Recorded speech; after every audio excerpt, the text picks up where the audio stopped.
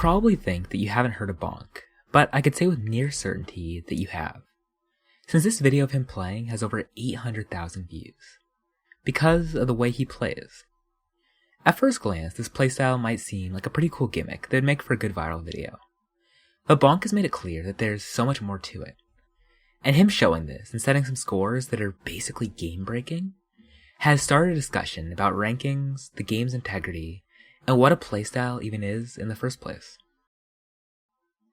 First, what is his playstyle exactly? Well, he drags on a touchscreen laptop and then alternates on a keyboard.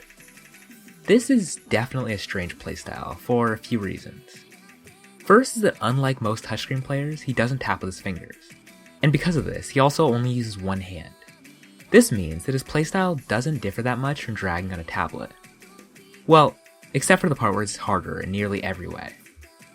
Why? Well, touchscreens, even very nice ones, have way more latency than tablets.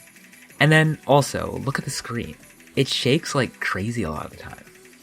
And on top of this, since the monitor is so big, it's like playing a massive full area playstyle, while also having to hold your arm up the entire time, and having half your vision blocked. But it does have one thing going for it, and that is that it gives you one big advantage, of being able to see the circles while you're hitting them, and not being detected as touchscreen for it. We'll definitely be back to this part. But before that, let's go through the actual story. Bonk originally installed Osu after a game he played called Feel the Beats shut down its website as an April Fool's joke, saying that they'd sold the game to Peppy for 30 cents.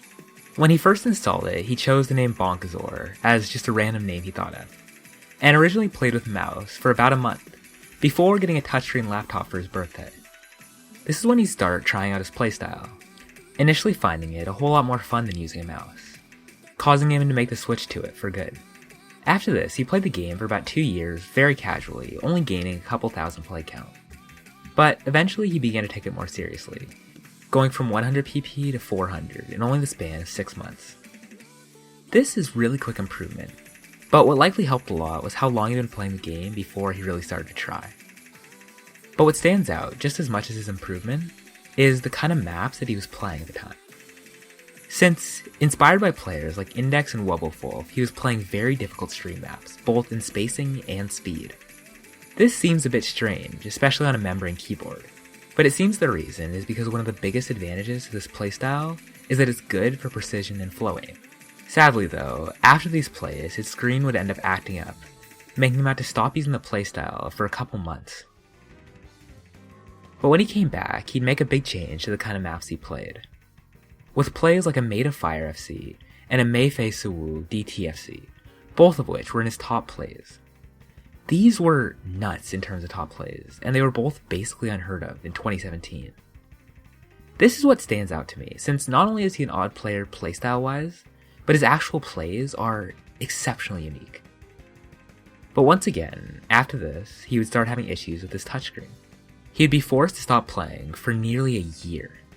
He would have an evolution of his already established skill set, with Honesty and Resurrection Spell FC showing how his flow aim had evolved, despite barely playing.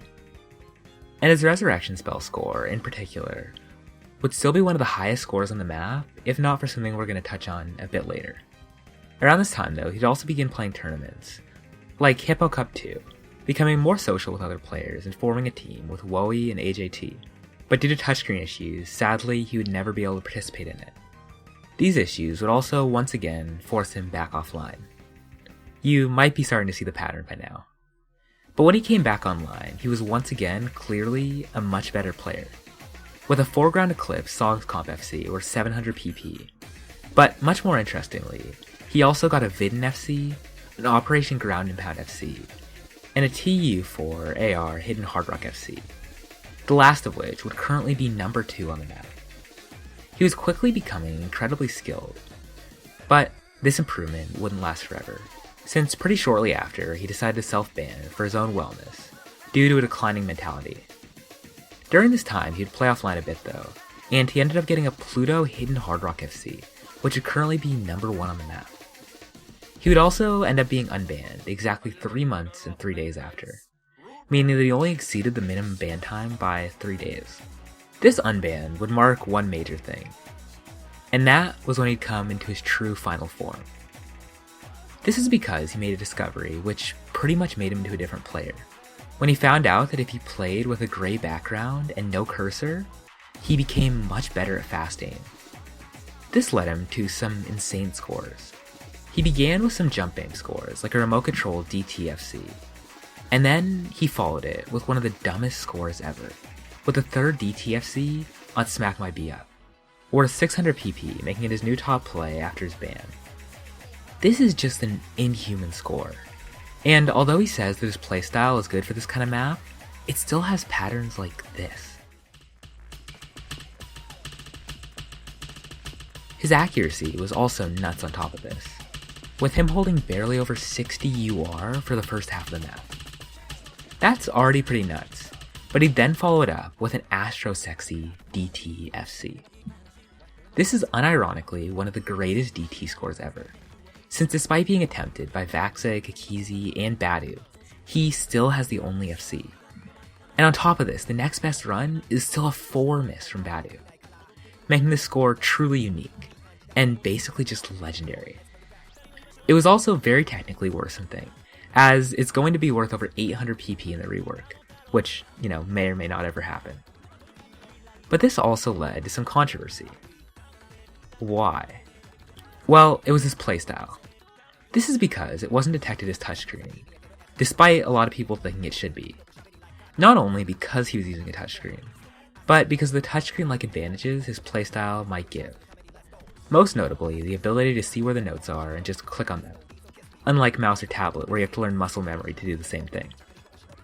This was an argument for it being detected as touchscreen, but there's also a pretty simple one against it, in that Bonk's playstyle is still much closer to tablet and keyboard than it is to touchscreen, at least in my opinion.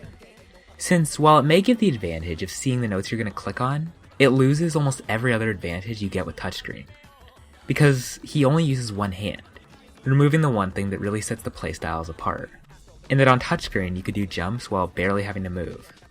When I asked Bonk about this controversy, he also has something interesting to add, in that while yes, it has this advantage, it also has massive drawbacks that at least make up for it. Like making hidden borderline impossible on many maps, since your arm blocks most of the circles that are appearing, and also making fast aim really, really difficult. Going back to him as a player though, Bonk has followed his Astro Sexy score with a Dopamine Hard Rock score, which is the first Hard Rock FC, and was once again a score that was sought after by so many top players, but never even gotten close to. And yet, he was able to do it. After this, he also got a Big Black Hidden Hard Rock FC, which is the number 2 on the map, and an FC on this map I'm not going to try to pronounce, which earned him 12 months as a porter, as well as just being nuts, pretty much making it final that he's one of the best at these kind of maps. Bonk is a player with a pretty nuts story, and also a fair bit of controversy surrounding him. But this doesn't distract from how insane of a player he is. And if in the next few years he can follow through on the insane progression he's had so far, and maybe even evolve his playstyle further than he already has, he can emerge as one of the best players in the entire game, which could bring a really interesting new mix-up to even the whole keyboard and tablet meta. And I think that's pretty awesome.